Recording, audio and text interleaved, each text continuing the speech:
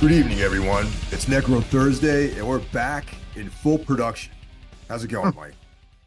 It is going well. As Mr. Hill just said, you're listening to the Necromaniacs podcast.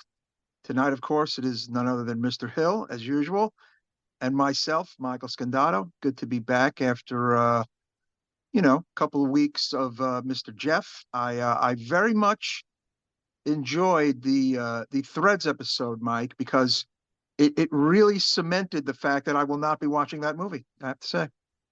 Yeah, it's a rough one. It's definitely a rough movie to watch, and it's a one and doneer, man. I think that we got some calls regarding that, but it's definitely a one and doneer for me. I don't intend on watching it ever again.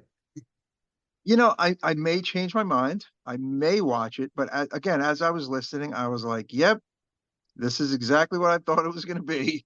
It sounds like it's worse than the day after and probably more explicit than the day after. So, you know, I'm good in these days of Putin threatening us with nuclear war last week. Aren't you? I'm good.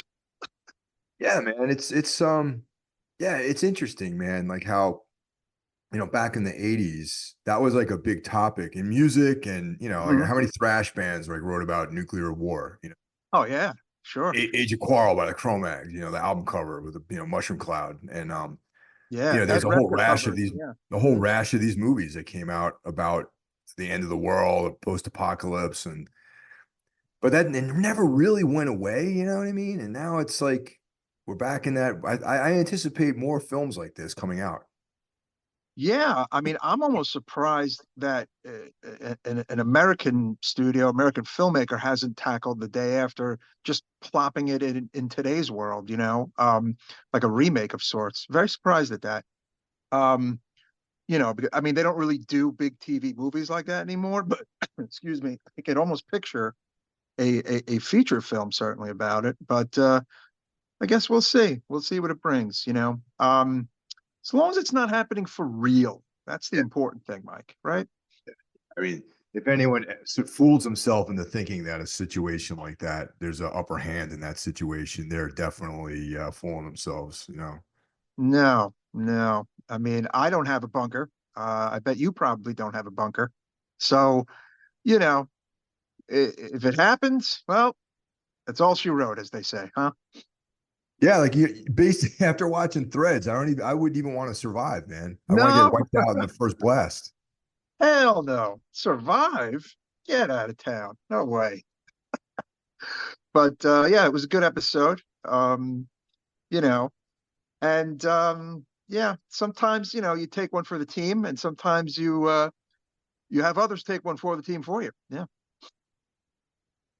Before we get going, you want to shout everyone out just while it's fresh in our heads here, talk about the Yeah, other let's do the horsemen of the podcasting apocalypse, kids. We are not alone in our podcast crusade. We are but a member of a gang, so to speak, that comes to you pretty much every day of the week with podcast goodness, right, Mike? like West Side Story where we're the Sharks, and then there's like another Mhm. podcast group that's like the Jets, and we have like a Yeah, dance yeah. or something like that. We're just like a big, heap and help of the Sharks or the Jets. We could be either one. Hey, why not? Um, but yeah, coming at you on Mondays, Mike. Who do we got? Got Brandon Legion Horror Wolf 666 twice a month. He's Twice a month. every other week, bringing Hmm. the noise on Mondays. That's right. On Tuesday, folks, we have one of the best metal podcasts in the land, Into the Necrosphere. And I'm going to do a little pluggy plug. Our very own Michael Scandato, me, did the news rant segment with Jackie this past weekend, and I believe it will air around the time you're hearing this. I think it's coming out for the Tuesday episode of this week, so you will hear my voice along with Jackie's talking about the news, and we talk about the new Dark Throne single, the new 6 Feet Under single, and some other goodness. I had a lot of fun, of course, chatting away with Jackie. He's fucking awesome. Yeah, I stayed current with those episodes while we were out on the Mhm. drop into the everywhere when we're driving. You know, Par Wolf, all the other podcasts would get rotation up. Yeah, man, absolutely. On Wednesday, folks, everything went black. Mike Hill's very own podcast, the podcast that launched a dozen podcasts at least. Mike, why don't you tell them a little bit about everything went black? It's kind of like it kind of started out more about music, and then I had a stint hosting the Gimme Radio podcast, Metal Matters, and that's Right. steered everything went black away from talking to doing interviews with musicians because I figured I didn't want to double dip. And then show kind of evolved into just like all kinds of different stuff. Like I've had, filmmakers on there, I've had authors, John Padgett, like one of my favorite authors. I've had him on there. That's great. Josh Barnett has been on a couple times. Mhm. You've been on there. It's like Jackie's been on there. That's It's just right. like one of these like variety shows, I guess. Yeah, good ass time. So check it out every Wednesday. Hit that subscribe button. Everything went black. On Thursday, well, you're listening to it right now. It's the Necromaniacs podcast, the greatest horror podcast of all time. On Friday, none other than my brother, Mr. John Draper, brings you his podcast, which is different. It's undergone some changes. It is called Spitball Media. They talk about television, they talk about films, they talk about what might be going on in the streamers, a lot of media, entertainment coverage and things like that. It's a fun podcast. Hit the subscribe button on Spitball Media. Saturday, well, you get a day off, right?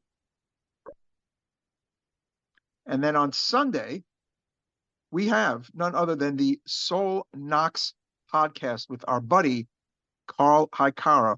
Right, Mike? That's right. Carl actually hits the post button twice every week. He's got Thursday and Sunday.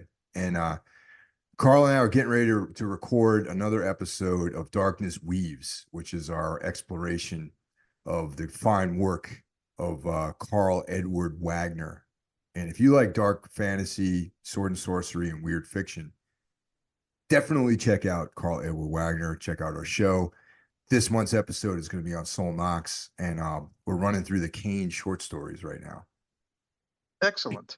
Check that shit out. And then, of course, the semi-newcomer to the horsemen of the podcasting apocalypse, none other than Cheyenne of the great black metal band Trivax. And what is the name of his podcast, Mr. Hill? Manifestation. And you know what's really funny about Cheyenne? He's going to be like Craig Satari and Sick of It All. You know how like Craig's, even though he's been in the band for like 20 something years, is like the new guy. Yes, he's the new guy. Yeah, he's the new guy still. Yeah, Cheyenne's going to be the Craig Satari of the horsemen of the podcasting apocalypse. Craig's literally been sick of it all since '93. So that's like, 31 years. But some people look to him as the newer member, although he's really not new at all. Exactly. Good call, Mike. I like that. Shout out to Craig Satari. How you doing, Craig? I know you're probably not listening, but I'm saying hello to you anyway. Yeah, and that's it, folks. That's your horseman that you should be listening to every day of the week on your commute, when you get home from work, instead of working, when you have your earbuds in, things like that. Check everybody out. Subscribe to us, of course, and all of our pals. Before we talk about what we're watching and checking out, we got some phone calls, right, Mike? Yeah.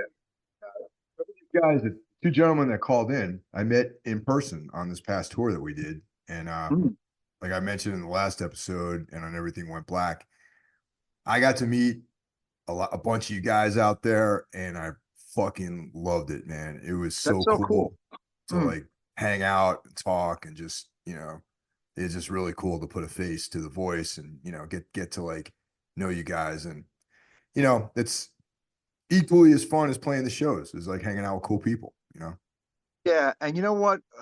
From the whole gang, from me and Jeff, and of course, Mr. Hill, we really appreciate all you guys. And thank you for going to check out Tombs. I think that's really fucking cool.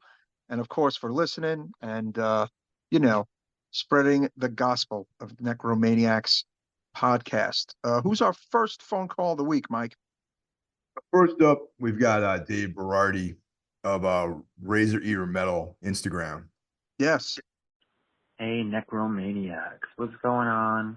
It's Dave from over at the Razor Eater Metal page on Instagram. I realized I hadn't actually called in a while.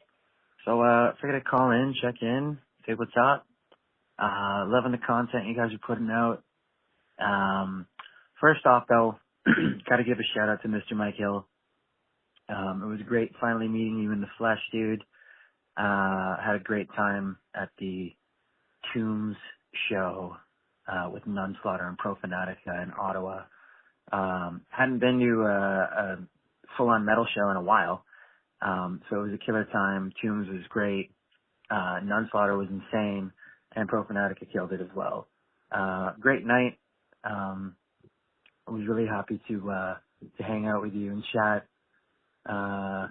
Even though the weather wasn't very kind to any of us, I think that wind was probably going friggin' 100 miles per hour. And the temperature drop was pretty insane. But hey, you know, Canada, what are you going to do, right? But yeah, it was killer finally seeing Tombs for the first time. And fun fact, actually, that Death Fest that you guys are going to be playing soon, my buddy's band Gland is actually going to be on the same day that you guys are playing as well. So hopefully my buddy Zach that's in that band can say hey, and you know, then you got an Ottawa connection in Jersey, which is pretty cool. On the watching front, I forgot to mention this when I met Mike in person. I ended up watching the film Headless, which, if you guys remember, was the film inside of the film Found, which both Mikes did an episode on a while back. And if you want to talk fucked up movies, I think Headless is right up there for me. It's one of those ones where it's like so fucked up, you just got to see what the fuck happens next, and you can't really stop watching it, even though you're like, I probably should stop watching this. Not the greatest performances acting-wise, but, you know, when it's a film like that, that's not really what you're watching it for. You're watching it for the shock factor. Also watched another one called The Ballad of Skinless Pete, which is, it was a lower budget film, but I really enjoyed the practical effects in that one. If you guys haven't checked that one out yet, definitely recommend it. It's a little more out there, almost like humor, on the humor side of things, but really well done as well. And just last night, I'm calling on a Thursday, so Wednesday night, I watched this film on Prime called Nefarious with Sean Patrick Flannery as one of the stars. Great meeting you, dude. Honestly, you know, it's really cool. And thank you for helping us load out on that cold ass night up in Canada. Wow. Now that doesn't happen a lot. Oh boy. The venue was like in the base. It was like a downstairs venue, like you know, I mean, it wasn't a basement show, but it was like, you know, of the venue itself was down some stairs, you know? Yeah. So loading upstairs at the end of the night was like, you know, a little bit of more deal. So you know, Todd and Dave helped us out, and that was really cool of those guys. I appreciate that. That's fucking awesome, man. Cheers to you, Dave. And yeah, we chat from time to time, of course, on the Instagram. Yes, we're on Instagram, folks. Look us up, Necromaniacs, of course. Make sure you follow us there. Dave mentioned the movie within the movie, Mike, Headless. Did you get the chance to watch that? I did not. Been sort of steeling myself up to watch that because Found itself was kind of a fucked up movie. You know what I mean? Yeah. We covered that last year at some point, and it was just that movie was just we just kind of came across that by chance, right? Like it was just like one of those kind of weird, you know.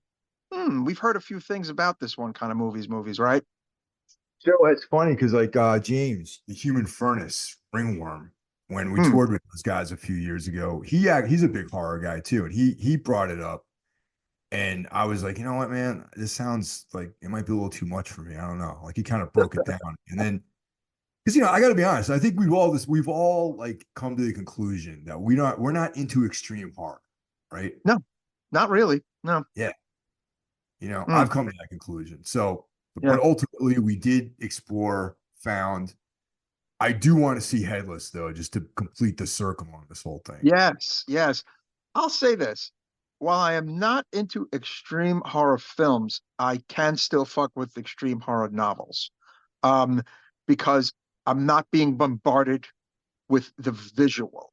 When the book is a little different. You know what I'm saying? Like the printed word. I think extreme horror novels, I think, can be very cool. Look, don't get me wrong. Some can make you want to throw up in your mouth too, but I think it's just a little bit of a different ride for me, reading an extreme horror novel, you know? I'm not into extreme horror.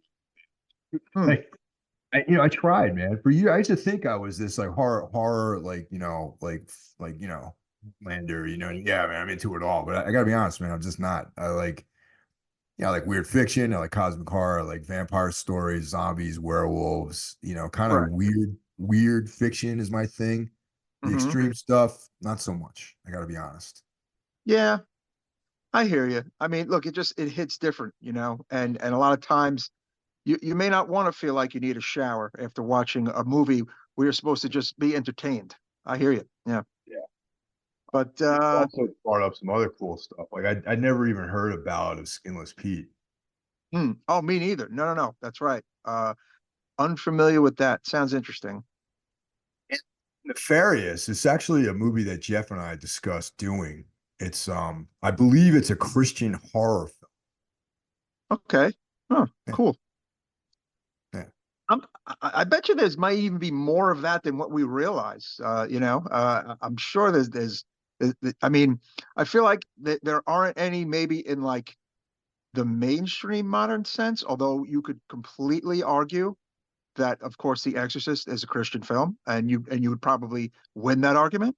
Um, and you could maybe argue the Omen series have a tinge of that, but although evil kind of wins in a few of them, so it's kind of a little bit of both. But yeah, there might be a whole world of that stuff out there, which some might be good. Well, you ever seen a movie called The Rapture? What's that called? Sure. Hmm. No. Got David Duchovny in it and Mimi Rogers. Hmm.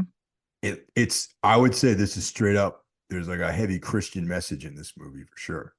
Interesting. Okay. Good movie, but it's like definitely a Christian slanted viewpoint in there. What's that movie from the 90s? Uh, was it Prophecy with the That's the angel? one. Well, that prophecy is the one that's got, I believe that has Viggo Mortensen as the devil in Yeah, it. That's Satan. yes, Yeah. that's right. Yeah. And believe it or not, I couldn't think of the name of it, but Inhumans sampled a line from that movie on our third record, The New Nightmare. So yeah, cool movie. I don't know, it's kind of Christian. I mean, it's good versus evil, and it's like angels and demons and angels fighting each other. I don't know if I would say it's Christian outright, but it's cool. I like movies that deal with like angels and demons and that whole kind of lore, you know? I love that shit. Yeah, there's kind of a thin line though. You know what I mean? It's like it's actually worth discussing. I think maybe a future Hmm. episode we do something about this stuff. But there's like like Exorcist, Prophecy, The Omen. They have Hmm. Christian themes in it, like Christian mythology elements are in it, but it doesn't have an overarching Christian message, though. You know what I mean? Like The Rapture and apparently this movie Nefarious have like a Christian message. You know what I'm trying to say? Right, right, right, right. I Like almost feel like The if you're Exorcist, a sinner, you're going to go to hell or something like that. like The Exorcist is almost like telling you, yeah, the devil is real. Like, you know what I'm saying? Like that, like the message of The Exorcist, the devil is real and God is real. And it's just, I don't know. I mean, shit, we could talk all night about The Exorcist if you think about it. But um, yeah, it's interesting. I just think that I wonder how, level of quality some of these movies are. And it could be a future discussion for sure for an episode, man. That'd be interesting. Next up, another friend of the show. Another return caller. We got Tavis from Pittsburgh. What's up, gentlemen? It's Taves from Pittsburgh. Had to call in after listening to this morning's show. It's Great discussion about Threads. Definitely a downer of a film, and something Jeff said got me thinking about those one and done movies, where you, and definitely agree with him saying Requiem for a Dream. Gotta agree with Mike on Martyrs there. I'd probably add Irreversible myself and that Snowtown movie to a couple that after I watch them, pretty set. But wonder if any of you guys have watched that movie Megalomaniac on Shudder. Definitely remind me of some of the French New Wave stuff, and its ugliness of tone. And but I'll be damned if I could tell you what exactly it was about and what was going on. So I'm curious what your guys' thoughts are on that. And wanted to mention, if you haven't seen it ever, or need to revisit, it's been a while, it's on Tubi, is that Stuart Gordon movie, King of the Ants. Definitely I feel like an overlooked movie in his catalog. Just really, really good. Pretty dark. Definitely worth a revisit. But good to see you in Pittsburgh, Mike. Great show. Tune sounded friggin' awesome. And glad you made it home fairly unscathed and you're feeling better. But appreciate the show, guys. Talk to you soon. Bye-bye. Great meeting you, Tavis. Thank you very much. I actually got a gift from him. He gave me a Blu-ray of a film called The Final Interview, which Fred Vogel made. Really? Oh, wow. I started watching it when I got home, but I was sick. As you know, we talked about how sick I got on the tour, and Yeah. I was sick with not in a cool way, sick. I was sick, like literally sick. You know what I mean? And yeah, so I started watching it. It was really cool, but then like maybe 20 minutes into it, I fell asleep because I was like shot. And very different movie for Fred Vogel. It seems like it, yeah. Veteran newscaster, desperate for ratings, secures an interview with a mass murderer on death row the night before he's about to be executed. Well, I'm interested. That sounds interesting. I need to finish watching this. I need to show it to you or Jeff, and we need to talk about this movie because it's very different for Fred Vogel. Fred Vogel, as you guys know, brought us, August Underground, and which is one of those movies where you feel like you have to take a shower after you watch it. Yeah, it's what we're calling one and doners. Oh yeah, That's a one and doner for me. I've seen them. I think I saw all three of them, and I'm good. You know, much like Threads. And it's funny. Bring up a few others. Like you could argue like for a lot of people, Cannibal Holocaust is a one and doner movie. Martyrs, of course, and hell, for a lot of people, Irreversible was a kind of bit of a one and doner, although not for me. I want to watch that again. I've only seen that movie once though. How about that? But I would like to see Irreversible again.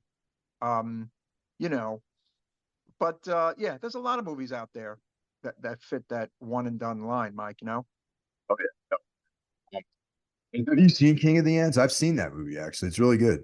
No, I remember the title and I think I remember when it came out. What's the rough plot of that movie? I'm trying to remember the plot. Like my roommate had a rip of this movie. Like this is back in 2007-ish, maybe. And 2005, maybe even that long ago. And I watched it a few times. 2003. Yeah, wow. Yeah, Okay. 2003. Yeah. One of the Baldwin brothers is in it. Not obviously not Alec, not Billy, but there's like that fourth tier Baldwin brother, like Ron Baldwin or whatever his name is. I'm pulling up Daniel Baldwin. Danny, yeah, Danny Baldwin, the guy, like he's in it. It has to do with like this guy, like it was just a lot of like head trauma in that movie, if I remember correctly. Oh, you know who's in this? Someone I had a bit of a crush on back in the day, in the MTV early 90s day, Carrie Wurr, who was on Remote Control back in the day. Remember her? Yeah. She had kind of reddish hair. Yeah, she's in this movie. This movie's from like 2003. George Wendt is in this movie. Interesting. I want to check it out. Yeah, Stuart I don't know Gordon. what the plot was exactly. I know it was like some guy was in it and he runs afoul of some other group of like thugs and then he gets beaten half to death. There's a lot of like physical violence in it. Yeah, And I want to see Ron it because Baldwin Stuart is like Gordon did it. he's like some kind of gangster in this movie, I think. Yeah, it seems like a bit of a departure for Stuart Gordon, who of course gave us Reanimator and From Beyond, etc. But yeah, I want to check this out. It's a good one. Hmm. But yeah, I think we only got 2 phone calls this week, and Tavis and Dave, thank you so much for the phone calls, huh? If you want to reach out to us, you can hit us at 908-913-0782. That's 908-913-0782. So have you been checking anything out, Mike? Like any kind of films or comics or anything like that? Yeah, it's funny. Stella and I have been watching on BritBox. She has BritBox. Agatha Christie's Poirot series, which was a big, long-running BBC mystery series that was in like the 90s and O's. It might have even started in the late 80s. It had like 16 seasons. And yeah, it's based on Agatha Christie writings of the detective Poirot, who of course has been utilized in the last couple of years in Hollywood films, like Death on the Nile and Murder on the Orient Express, like all those kind of newish remakes. He's the Belgian detective with the mustache, and I gotta tell you, man, these are really good. They're really good to watch to like at the kind of the end of the night. Um, and one we watched, which was a Christmas episode, actually had, and I pointed it out to Stella, had Giallo vibes to it, believe it or not. Because there was a gloved killer in it. And it's just really cool, fucking well acted, well produced, hour and change kind of mysteries from back in the day, from the BBC that stream on BritBox. So been watching a lot of that actually. I've seen a handful of those. Those are really good. Yeah, yeah. Like I'm always impressed by like the quality of the acting and the writing, and of course, they're taking it from Agatha Christie stuff. But um, I can see how like Argento is a bit inspired by these old mysteries. Honestly, I totally could see it. Definitely in a few episodes, and I've watched quite a number of episodes at this point, and I could see why he liked Agatha Christie for sure. On the reading front, I got a hold of some the Tomb of Dracula magazine. Actually, we went to St. Mark's Comics in Industry City in Sunset Park, and they had some back issues of like the magazine-sized Tomb of Dracula that Marvel put out. I believe in the late '70s into the early '80s. They only made about 6 issues of them, and I have like 3 of them, and I have to get a few more. And yeah, they're fun to read, man. Beautiful artwork. Who doesn't like Tomb of Dracula? Yeah, I have those, man. Those are great. Those are killer. Yeah, yeah, very cool, very cool. Um, and let's see. I don't know. I'm about to get some new Keane stuff. Brian Keane, of course, one of my favorite horror writers. He opened up a comic book store with his wife, Mary San Giovanni, in Pennsylvania, and want to try to get out there this year. That would be fun. It's Oh called yeah. Vortex Books, Vortex Comics, and yeah, he's got a bunch of newer stuff that I want to check out. So I'm gonna order some of that soon. That's worth checking out for sure, man. Oh yeah, yeah, man. Looks like a great store too. I've seen like pictures of it, and be fucking so cool to check that out. I've checked out a couple things actually. There's a documentary that's on Showtime or the Paramount Plus app called Murder on the Bayou. And it's Mm-hmm. a true crime thing, but it's almost like first season of True Detective. There's like, Oh wow.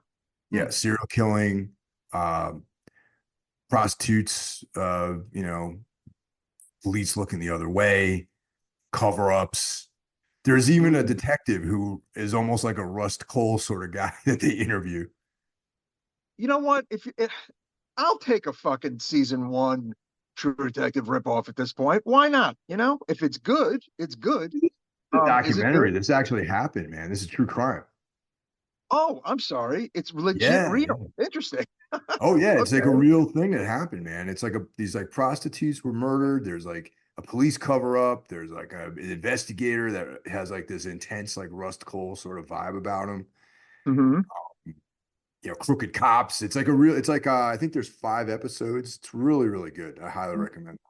Okay, definitely gonna watch that. Yeah, Definitely gonna check that out. Um, what do you call it? Sounds cool. How many parts was it? it's 5 parts. Cool. Awesome. Yeah. Um, Tina and I checked out the Internal Affairs movie, and not a horror film, but we watched that last night. She'd never seen it before. It's that Richard Gere, Andy Garcia cop drama. Yes. Oh my God. Okay. I worked at the UA movie theater in Sheepshead Bay when that movie was out. And Yeah. that was, I believe, in the summer of 92. Yep. That movie did very well, actually. People were packing it in to watch that movie. That is a fun fucking movie, man. Yeah, it's like a sleazy cop drama, man. Richard Gere Yeah. is like a bad guy in it. It's like, really cool. Might be summer 93, but it's either 92 or 93. It played when I was working there, and I watched it a bunch of times. I know the Blu-ray just came out and it's sold out immediately. And I think it's Kino Lorber. So they made like another 1,000 or two of them because they couldn't, like, the amount of people that wanted to own this movie was like, huge. And so they made a bunch more. So that's kind of interesting. Yeah, no, it's a fine film, man. I Where is wouldn't that say it's a streaming? fine film, but it's a good movie. No, it is a good movie. Where is it streaming? I own a copy of the DVD actually. Oh, wow. Okay. Yeah, that's long out of print. Very cool. Yeah. Mm, Comic wise, man, I've been tearing up these Conan the Barbarian Titan issues. They're mm, I think it's up to issue 10 maybe, but I had the mhm. trade for the first 4 issues. Titan Comics did it. Jim Zub was the writer, and Roberto De La Torre is doing the artwork, and it looks just like John Buscema artwork. These are new or old? New. Oh, they're new. Okay. I cannot say enough good things about it. It feels like a Marvel comic. It feels like the old school 70s Conan comics. Hmm. See, I fucked with the new era Marvel Conans from 5 years ago, 6 years ago, whatever. Not that great. Some of the stories were good. I did not really like the artwork, but this is on Titan Books. Titan books. And Okay. just today is Savage Sword of Conan #1. Magazine size, black and white. Once again, completely just like the old school 70s comics. There's a Conan feature. There's a Hmm. map of the Hyborian kingdoms. There's a prose piece in there. There's an article about the Hyborian age, and there's a Solomon Kane backup story in there. So my question is this: did Marvel lose Conan again? They did, and that's Oh, Titan step right wow. How in. about that? Hmm. Yeah. There's also Interesting. rumors that Roy Thomas might come back and write a couple stories for this. I can't believe that. They made a big deal about getting Conan back. I think it was less than 5 years ago. It might have been 4 years ago. And they weren't good. So Yeah. maybe they weren't good. They didn't sell good. And then they were like, okay, we're owned by Disney now. We're about flipping stuff and selling stuff. So we don't have to keep Conan again. So maybe it's in better hands, right? Like literally, Savage Sword just showed up today. Hmm. Carl has already read it. He gave it the thumbs up. I thumbed through it real quick today, and it looks great. It's like I said, it has all that cool stuff in there. There's a Solomon Kane backup story in it. It's black and white. It's artwork's killer. It's just I'm so excited about it. Did a quick Google search and correctamundo. As of September 18th, 2022, a press release went out saying Marvel elected not to renew its rights to Conan. So I guess that is why they are now where they are currently. So cool. Titan. Yep. Let's finish reading volume 1 of Den. You remember Den, the Richard Corbin character? Yes. He was in Heavy Metal. That's right. Yeah. Yeah. So they're reprinting the whole thing in hardcover. So I have the first 2 volumes. The third volume's coming out in spring, I think, this spring. And yeah, I read through the first volume, and it's great. It's like kind of a riff on like a John Carter of Mars sort of Earth guy gets transported to another planet, and that sort of thing.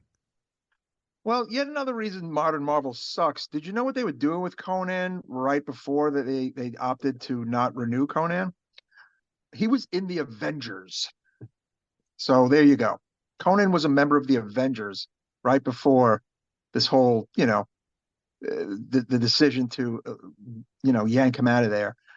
Conan had no business being in the Avengers. Wouldn't you agree? There's no business. Like thousands of years, they got the time. You know what I mean? Yeah, like so dumb. It's like keep him in his own shit, right? Like don't throw him in the Marvel universe. Like I don't know, keep him in his own world where he probably should have stayed. But yeah, it seems like Titan knows what they're doing. Good for them. Thing like other characters too. Like I said, there's a Solomon Kane backup story in the Conan the Barbarian.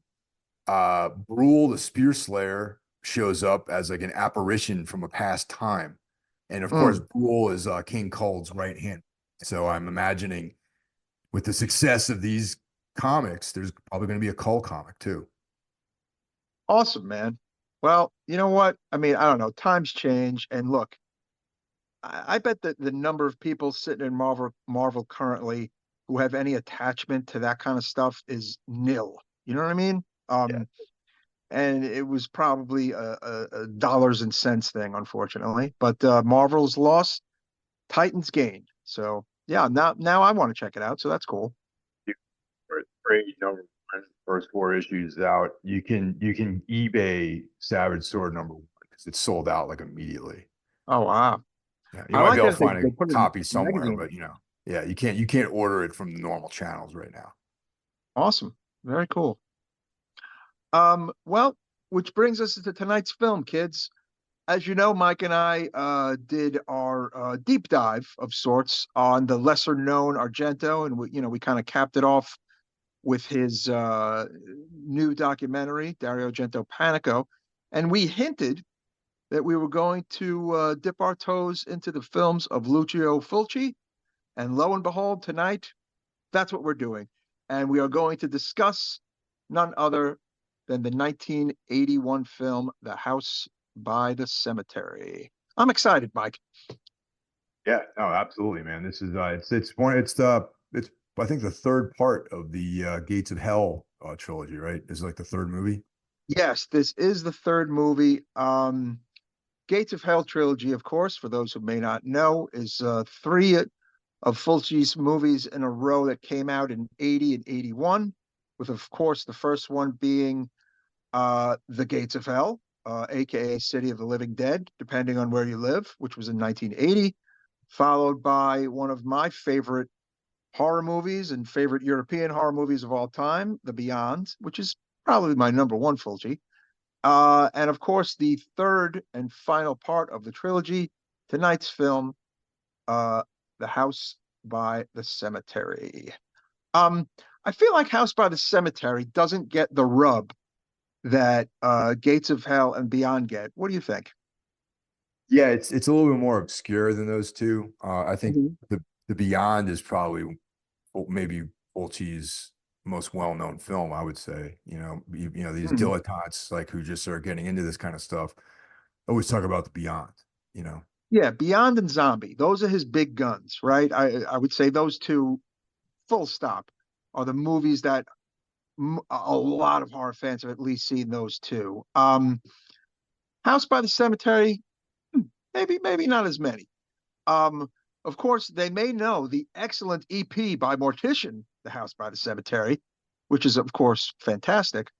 And I got to tell you, as a horror fan, as a death metal fan, every time I drive by a cemetery or I happen to be in a cemetery and I see the house that is, of course, always on the property of a cemetery. There's always a creepy house on the property of every cemetery. I immediately think to myself, House by the Cemetery by Lucio Fulci, and I think of Mortician, Mike. Those are two things I think about. I mean, I can see how I can definitely see the connection. Yes. You know, I don't know Will Raymer personally, but I think I'd love to talk to that guy. I'd love to interview that dude. Dude, try to get him on fucking Everything Went Black. Oh my God, that would be amazing.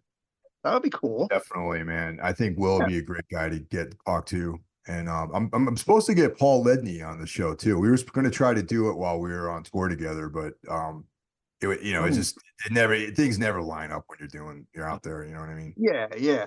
That would be sick. I'm sure that'll happen at some point. Yeah. But yeah, Will is a horror addict and of course a death metal legend, and that would be quite an interesting conversation. Um, yeah, this movie, although was released in Europe in 1981 on August 14th, 1981 in Italy, did you know it actually didn't come out in America until 1984, Mike? I didn't Which see I it was until not the 90s completely. though. Hmm, Yeah. I mean, yeah. myself, I didn't see it until the 90s. So, Hmm. you know, those dates, though informative, are a little bit irrelevant to me because like, in '84 I had no idea about this movie. Oh no, of course. I mean, 81 in Italy, 82 in France, and in the United States, March 1st, 1984. It played in, sleazy old Times Square area. Um, yeah, but you're right. I mean, look, if you knew about Fulci in 1984, you were a cool motherfucker. Let's be honest. I mean, or you were a underground Euro horror addict back in '84, because the only way you would come across these films had to be, black market, and VHS tapes were a fortune, first of all, in '84, number one. Um, so I would say, much like Argento's American Trajectory, Fulci's American Trajectory is a part of the '90s explosion of these movies kind of coming into prominence. I didn't see this movie until the '90s as well, of course. So um, I believe the first time I saw it might have been the ass end of the '90s, maybe the very beginning of the O's. Um, but it was re-released by Blue Underground on Blu-ray and DVD in 2011. I probably bought that DVD in 2011, and recently, when I say recently, I'm talking 2019, I bought the Blue Underground 3-discer, which is the Blu-ray DVD. Actually, I think it's a double Blu-ray with a CD, actually, with the soundtrack, which is pretty rad. Um, and I was talking to Mr. Hill before we started rolling, and I don't think I'd actually watched this entire movie. Like, I mean, it's like the first watching was for this podcast in ages. What about you, Mike? Yeah, for me, I actually don't even own a proper release of this movie. I had this was another Video Search of Miami bootleg white label purchase for me. Wow, that's awesome. Yeah, Yeah, I I definitely have a watched it number on of films that VHS I for. purchased from them. Like just these white wrappers that has the name typed on it and like, typed, like literally typed, the title of the film. Nice. House by the Cemetery was actually shot on location in New York City, Boston, and Concord, Massachusetts, with, of course, interiors at the Paulus Studio in Rome, shot for 8 weeks between March 16th and May of 1981, with a budget of 600 million Italian lire. Special effects provided by Gianetto De Rossi and Maurizio Trani. Um, but that's what the credits say. However, apparently only Maurizio Trani actually worked on the film. Um, let's get to the plot of House by the Cemetery. Um, Takes place, in America, and much like several other Fulci movies, it has these, it kind of starts in New York. A lot of movies start in New York for a lot of these, either, Giallo or like Italian Euro kind of horror movies. Ever noticed that? Like there's like a New York beginning in a lot of them. Yeah, the common trope, it seems, is there's like a city family or like a couple, and then they Mhm. go somewhere else. And like in this case, they start in New York City, then they go to Massachusetts to the fictitious town of New Whitby, which Mm. is allegedly close to, probably the eastern part of the state near Boston. Yeah, yeah. I don't know why they couldn't just say, Boston or Concord. They had to make up a name, New Whitby. But hey, what are you going to do? There's an interesting scene in the beginning when they're driving in Manhattan where they're on Sixth Avenue and they actually pass what was they pass Sixth Avenue and 42nd Street because you see the Puck Building, and right next to the Puck Building was the what was for 30 something years the HBO building. So I thought that was very interesting. Um, and I recognized a few other places that they pass. And of course, if you're really watching, there's even a scene on the good old Brooklyn Bridge, which harkens back to Fulci's Zombie, which of course ends with the great scene of the zombies on the Brooklyn Bridge, huh? Yeah, it makes you think of that Biohazard video too. That's right. That bunch of my hooligan friends are in. But I did not go. I sat that one out. I'm in the Shades of Grey video. I'm not in the punishment video, Mike Hill. Unfortunately, I picked the wrong video to be in, Mike. Um, maybe I'd be more famous. That video features Anyway, the late sob of Marauder being that's right. Yeah, a bunch of my friends in forefront. that video, but not me. Um, anyway, yeah, starts out in New York. The family is on their way to New Whitby, Massachusetts. Um, of course, there's this series of bizarre murders that have taken place in the home that this family is about to move into, which again is another, famous trope. Wouldn't you agree? Yes, definitely. And also the creepy kids too. Yeah. Okay. There's an elephant in the room here. We need to talk about Bob. Bob is a little boy, Disturbing Bob looking Boyle. young Okay. kids. Okay, it's the Boyle family. We have the father Norman, who is played by Paolo Malco, Lucy Boyle, his wife, played by Catriona McCall. Catriona McCall, folks, if you're a Fulci fan, is in, well, all of his bangers. She's like his muse, Catriona McCall. She's in Zombie. She's in A City of the Living Dead. She's in Beyond. She's in House by the Cemetery. Great actress. I actually have her autograph. I met her at a chiller one year. She was very lovely.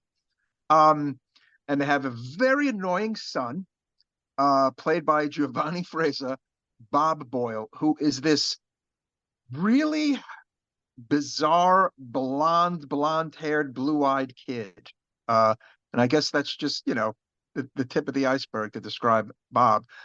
There is yet another very creepy child in this movie, May Freudstein, played by Sylvia Colatina, who also does the con circuit and is at tons of cons as of late, actually. I have actually never met her, would love to meet her. She's, apparently she's also really cool as hell. Um, and they're moving out to Massachusetts to basically, what is it? They want to study like architecture out there. Yeah, the husband is doing research for this paper, their book or something like that he's working on, and then they rent this house, which Mhm. was owned originally by the Freudstein family. Yes, which is, I don't know, it was like the turn of the century, Victorian era. The Freudstein family owned the house during the Victorian era. At the very beginning of the movie, young little annoying Bob is looking at the painting of a house in the apartment, and he sees this girl's face in the painting, and of course, it's May Freudstein, and she's basically talking to him through the painting, saying, don't go to the house, don't move, basically, And of course, they go to the house and move to the house because that's how these things are. Apparently, Fulci was somewhat inspired by The Shining with this movie, Mike. What do you think? I can see that, yeah, I mean, yeah, there's like this, it's not as bleak and isolated as The Shining, but Hmm. there's like a creepy ghost, like ghosts are involved, like this like Right. supernatural connection with the kids. Yes. Um, but there is more of a tangible evil in this movie as opposed to The Shining. Right. I mean, The Shining. Look, it's a bit more of I think a smarter film and a bit more meat on the bone, so to speak. Another inspiration for this particular movie was The Turn of the Screw, which is a book. Again, I'm familiar with the title. I've never actually read that book. You familiar with that? Henry James, Turn of the Screw? That inspired The Haunting of Bly Manor. Well, that's Hmm. basically the same story as that Turning of the Screw. Right. Yeah, I've always wanted to read that. I should make a point to finally fucking plunk down and actually read it. Um, it's got gothic horror fiction. This movie definitely has some of that to it. Wouldn't you agree? It's interesting because this is part of that Gates of Hell trilogy, right? So I would say, Gates of Hell and the Beyond are more like Lovecraftian, especially the Mhm. Beyond, more Yeah. cosmic horror, and I think it's in Gates of Hell, there's even a tombstone with the name Ibon on it too. Yes. Is that in the Beyond or in Oh Gates of no, Hell? Beyond, Beyond, Beyond. Yes, Beyond, Beyond. yeah, yeah. And Ebon. Ibon is like a Clark Ashton Smith character, so there's like this weird fiction, cosmic horror connection with that. But I have to say that House by the Cemetery is more of a gothic horror than a weird fiction, cosmic horror type story. It is, and although it has its ultra violence, moments of ultra violence, Yeah. it's the more toned down of the other two. It's not. I think the Beyond is more over the top, and Gates of Hell is definitely more over the top. Uh, I feel like in the violence category, Gates of Hell has, of course, the vomiting guts out, the woman, who vomits her guts out in the car, uh, and of course the head drilling scene, and Gates of Hell, I feel is a little more kind of fucked up. This movie, a little more of a creeper, no? The atmosphere. There's a lot of like kind of brooding like shots of people and there, but then when the violence does happen, it's I would say it's pretty out there, some of the gore parts in this film. Yeah, no, no, it's Fulci after all, folks. Don't get me wrong. He doesn't spare like the the blood, you know what I mean? No, no. Um, of note in the cast, which I did not mention yet, is what's her name from two Argento films, actually. Anna Peroni as Anne, the babysitter. Anya, I'm sorry, Peroni. Annie Peroni plays Mater Lacrimarum in Inferno. Remember that awesome scene in the classroom where you see that really pretty girl and it just the camera just right just shoots on her. I mean, she's a very good looking woman, and of course she plays Elsa Manni in Tenebrae. Really, attractive Italian early '80s, look to her. She plays a very creepy babysitter who just kind of shows up. Look, there's a lot of kind of things you kind of got to let go in this movie, much like Fulci movies. Would you agree? I mean, Um, the babysitter element of it, like I remember the first time watching the movie, like years ago, I thought she was going to play a bigger part of the plot. Like, oh, right. this lady is like creepy, unsettling. She's got to be somehow connected to all these murders, or somehow she ends up getting murdered herself. So Yeah, like I initially almost felt that she was like a supernatural, like, yeah, I but then thought exactly. when she, Yeah. yeah, like I thought she was a part of the haunting, so to speak, and nope, she's a mortal woman. She's a regular woman who Very gets mortal. killed like everybody else, right? Yeah. One of the best scenes in this movie is when the real estate lady is like viciously murdered in the house, right? While nobody is home, and it leaves like blood everywhere. And Anna wakes up early, whatever, and is cleaning up all the heapings of blood on the floor in the kitchen, right? With like a sponge and a mop or whatever, and it's barely cleaning it up. And Catriona McCall Lucy just walks in and they talk about like coffee. Like she doesn't even like she's not even noticing that Lucy is cleaning up a bucket of blood. Did you notice that? Of course. I mean, it was obvious. Just, she like offers her coffee, or she has a coffee pot in her hand, and she's just like, oh, completely didn't even address the fact that there's blood. Yeah, like Is on her that was knees sponging it. like Lucy, the main female lead in the movie, the mother, Catriona McCall, she didn't even say, is that like I was waiting for her to say, is that blood? But no, that does not happen. It's just another moment in the lovely house that they've moved into, which is haunted and has some deranged, mutant in the basement who's killing people. This is it's funny that they mention I almost feel like in some ways this movie could have inspired The Evil Dead too. Hmm. Because there's Freudstein, doing his arcane studies, where Mhm. essentially he becomes like this undead monster. Mhm. And there's something about that because they have these tape recordings of him like discussing his work. Right. Well, before this family, the Boyles moved there, the Boyles colleague, Dr. Peterson, was at this house first, okay, with his mistress.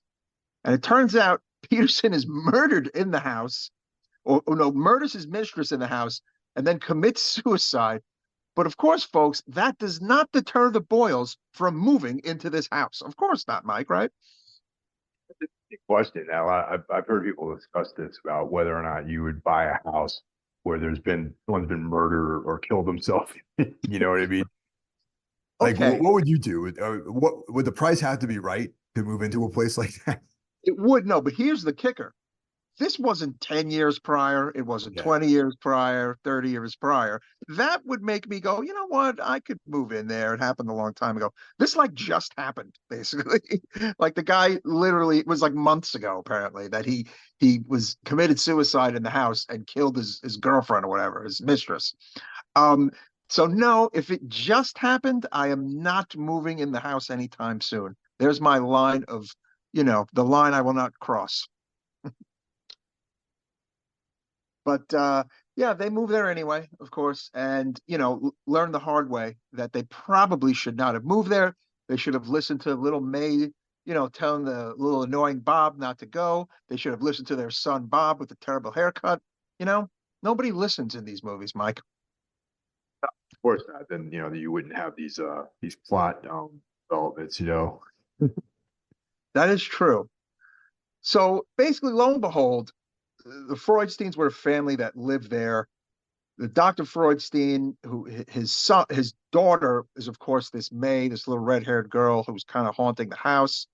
There's a wife who appears later on at the very end of the movie. The house is haunted by this family, so to speak, where all these horrible murders took place. And basically, everyone who kind of enters the house, unbeknownst to the Boyles, is getting murdered in there. At the very beginning of the movie, there's like kind of this, Friday the 13th-esque moment of this young couple who go into the house to have sex. They get killed, right? There's a real estate agent who goes in there and gets killed. There's, I believe, another, I don't know if it's a colleague or another person at the real estate office also gets killed.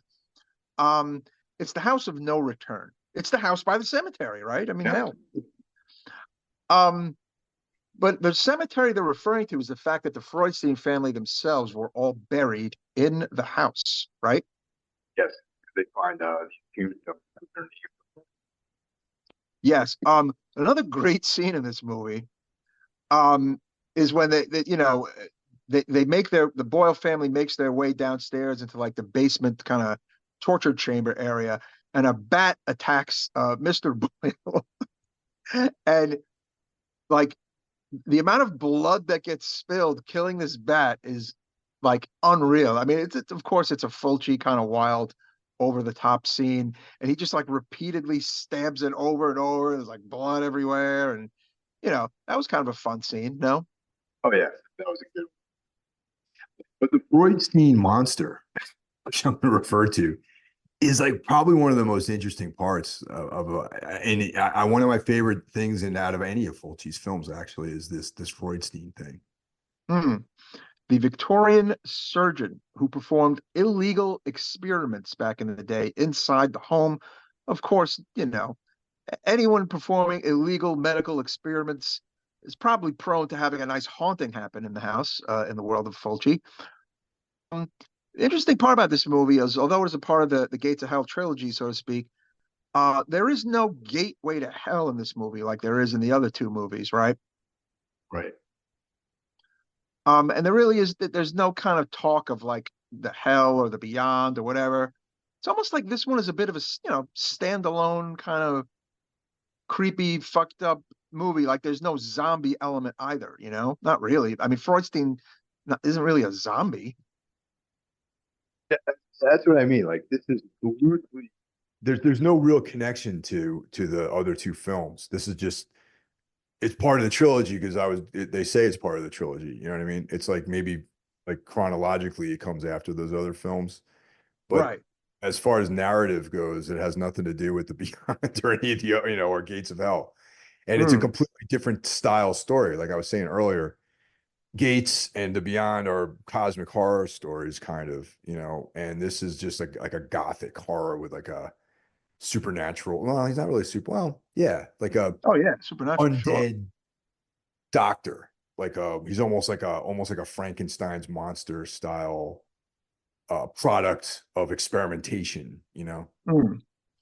And he's doing all, I mean, the Freudstein monster, Dr. Freudstein, is doing all this killing so that he can kind of regenerate himself, we learn, which has got a bit of it's almost like a Frankenstein meets the Hellraiser kind of where they have to, kill those people and drink the blood so that they can regenerate vibe, right?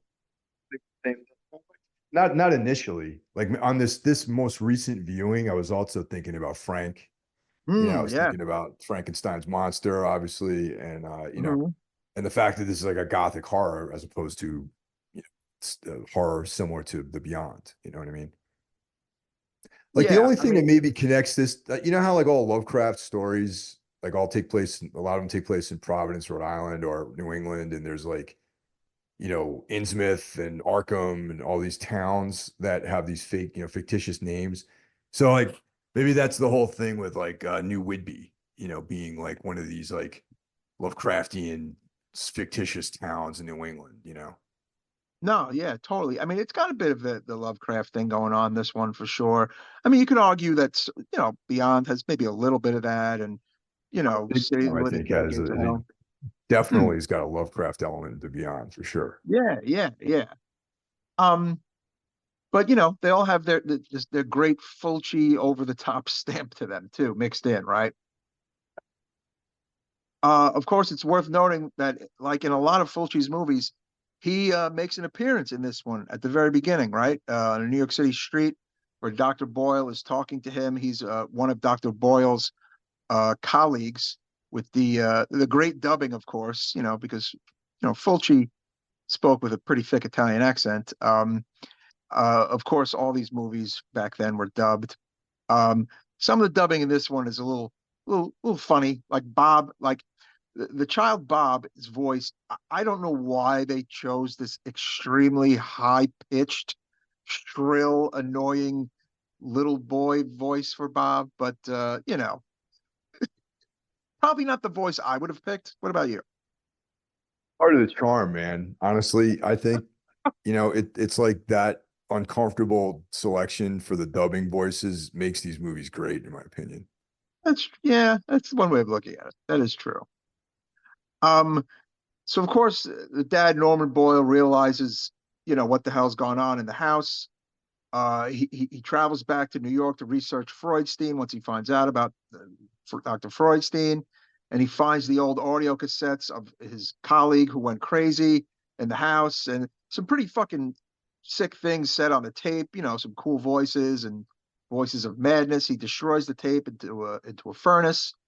Um, while Bob is, I guess, making his way back from New York to Massachusetts, Anne, Catriona McCall, is looking for Bob, and she hears this childlike sobbing in the basement, in the cellar. And then, to this, my surprise, what do you call it? Catriona McCall's character is then, you know, well, actually, I'm sorry. Anne's character is then decapitated. Initially, like I said earlier, I thought that she was again a part of the house or a part of the whole killing because she was cleaning up the blood and all that, like yeah, it was like a tease almost, but it's like, no, she's just she's gonna get killed like everybody else, right? Yeah, that was the first time I saw this movie. I was like kind of taken aback by the fact that she was mortal. Hmm. Yeah, that's a pretty sick moment. Um, then Lucy enters the picture, which was Catriona McCall, my era before. Um, there's all this crying going on, and it turns out that we think it's Bob crying, but no, it's Dr. Freudstein doing this creepy crying all the time. I think to kind of lure, the people in the house, basically. What do you think? It was definitely a ruse to get his victims, primed up for slaughter. Yeah, exactly. And that there's kind of the ending quote fight scene, so to speak, with the Boyle family and Dr. Freudstein. Uh, Dr. Freudstein manages to kill the father, Norman. Um, you know, rips his throat apart actually when he returns from his New York excursion. Um, that was a pretty fucking sick moment. He also manages to kill Lucy, Catriona McCall's character, which is in a really kind of fucked up scene. She's at the top of the steps and he drags her down the steps and bashes her head down every single step in the staircase. That was brutal, huh? In general, though, the scenes of like the body parts and the, like I think Fulci did a really good job of showing this like place that Freudstein exists as this really this like an abattoir almost of just Hmm. body parts and gore and things you can see where chests have been ripped open and some of the tissue has been used to regenerate himself. It's like a very Bosch style hellscape that he lives in. Yeah, yeah, absolutely. It's funny you say Bosch. I could definitely got that vibe. Yeah. Yeah, he bangs her head down each step on the way down, and poor Bob is looking down on the floor. He sees his father's a bloody mess, his mother's a bloody mess. Freudstein advances up the stairs. Bob is at the top trying to escape. There's like this hole, above Bob that he's trying to squeeze through, and he just kind of about makes it, and then a hand kind of pulls him up so that he escapes the attacking Dr. Freudstein. And as of course, it is May, the little girl, who pulls him up with her mother, Mary Freudstein. And it's kind of got like it's a little bit of a Beyond-esque ending where poor Bob is the only one standing, and now he's just going to live in this kind of netherworld, ghost world with the Freudstein family, and the movie just ends. What do you think? Yeah, a real downbeat ending. And Oh yeah, yeah. Like the third act of this film is some of my favorite stuff that Fulci's done, actually. yeah. You know what? I have to say, the movie starts well. There's an entire midsection where I was struggling with my scoring, and then it ends really well, and it shaped my scoring. What about for you? Pretty much to say exactly the same thing. It starts off the exposition is good, sets it up. There's a lull in the middle, but it ends real strong. And like I said, like Freudstein is like, I think the story of Dr. Freudstein is interesting. And he's one of my favorite Fulci, characters, really. Yeah, I mean, it's funny. Again, this movie it doesn't have, I don't know, the cachet that some of his other movies have, but it is certainly worth the trip. And it's a fucking solid horror movie. And definitely up there as like a top 4, top 5 Fulci movie for me. You know, it's weird. Like you never really know what he's trying to say with his movies. You could, like Argento, like I could I could probably think about with almost every one of his movies, even his lesser movies, there's something he's really trying to say. But with Fulci, that's not the case. I think it is really just all about the set pieces and the shock value. And look, maybe the Beyond and Zombie, I think, are elevate a little higher. This one, again, you got to have that suspension of disbelief here a bit more, I feel like, and just kind of take the ride and accept it as it is. What do you think? Yeah, I mean, out of the 3 of the Gates of Hell trilogy, I would put the Beyond first. I put Gates of Hell second, and this is definitely third for me. Yeah. And then if you want to throw in Zombie is number 3, and this is number 4. You know what I mean? Like, right. I see what you're saying. it's solid, but it's not in that upper echelon of his, it's top 5, but those 4 films that I just mentioned are definitely the top tier of Fulci's output. Yeah, absolutely. And then the whole other like then his like more Giallo era stuff is for another discussion altogether. Right. When it comes to his horror, like over the top horror stuff, yeah, I would kind of agree with your ranking. Um, I am giving House by the Cemetery a 4 out of 5. At one point, actually, was landing almost on a 3.5, but I gave it more thought, and I went, you know what, this is actually a really solid Euro horror, and you know, a fun viewing. I mean, maybe not fun for some people, but it was fun for me. Yeah, and I gave it a very solid 4 out of 5. What about you? I give it a confident 4 too, because I love the atmosphere. Like I said, it lulls a little bit in the beginning, in the middle rather. Finishes strong, great character, great story. Mhm.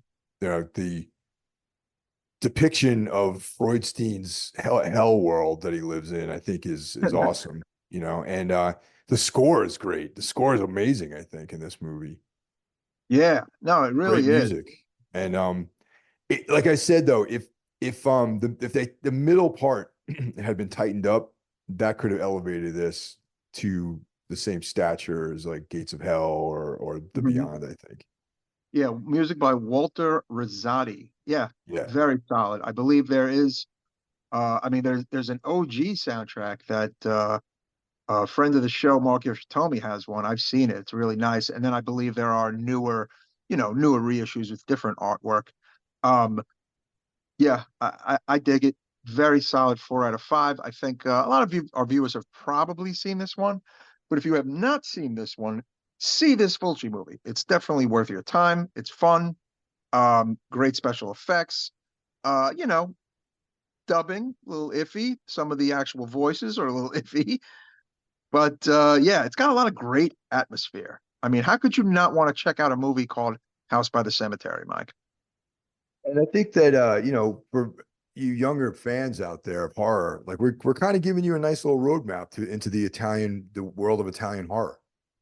Yeah, absolutely. I mean, there's a lot of good stuff. I mean, there's stuff that we haven't even really discussed. I mean, I actually would like to maybe dig a little deeper into some of the Fulci stuff, like kind of like we did with Argento, and do maybe some of the lesser known. I mean, I don't think. I mean, an episode about zombie. I don't know. I feel like would be redundant at this point.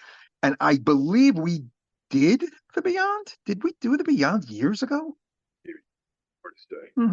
I gotta come up with a list of what we covered and what we didn't cover, man. It's so chaotic in the beginning.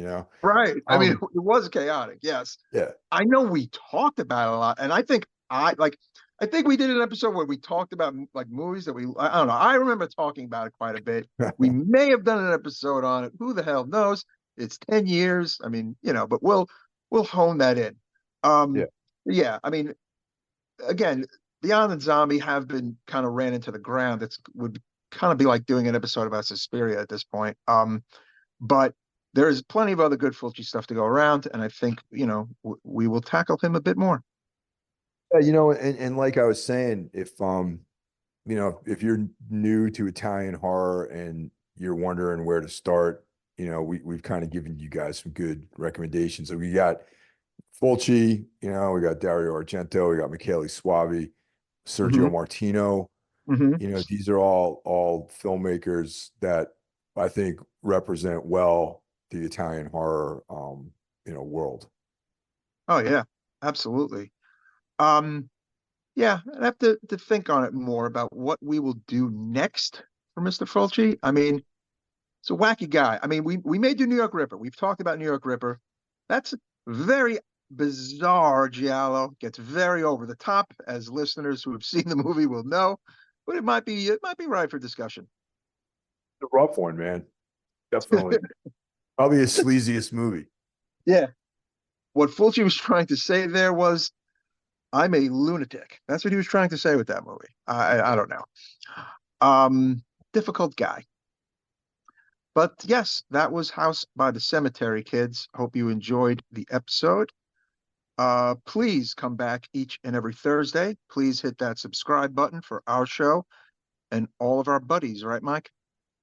Right. And I can't thank you guys enough for listening. And I can't thank you guys enough for calling in and Yeah, commenting and staying in touch and all that stuff. Because that's what it's all about, man. Like we're really, really into connecting with everyone. And yeah, it's just fun, man. It's just good times. good times. And we will see you all next time. Stay safe out there, maniacs. Take care, guys. I'll talk to you guys next week. Take care.